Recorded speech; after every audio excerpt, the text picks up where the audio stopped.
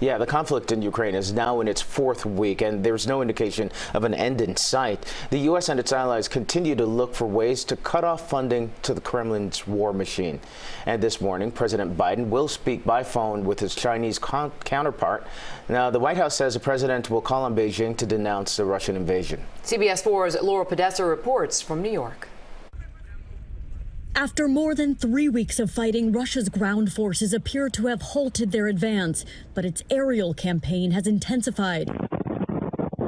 Bombs and missiles continue to rain down on urban areas throughout Ukraine. This video, shot near the western city of Lviv, shows a location just outside the airport believed to be hit. The UN has confirmed nearly 2,000 civilian deaths to date, though the real number is thought to be much higher. More than 3 million people have already fled the country. Vladimir Putin has launched an unconscionable war against Ukraine, against the very pillars of international peace and stability. President Biden is scheduled to speak with Chinese President Xi Jinping this morning.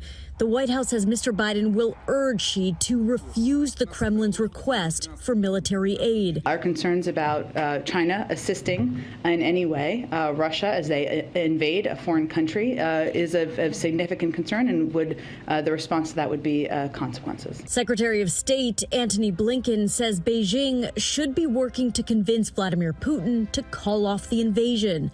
Instead, it appears that China is moving in the opposite direction by refusing to condemn this aggression while seeking to portray itself as a neutral arbiter. Blinken said he believes Russia has committed war crimes in Ukraine. He also warned that as Putin becomes desperate, he may deploy chemical weapons as part of a false flag operation aimed at justifying an escalation of attacks.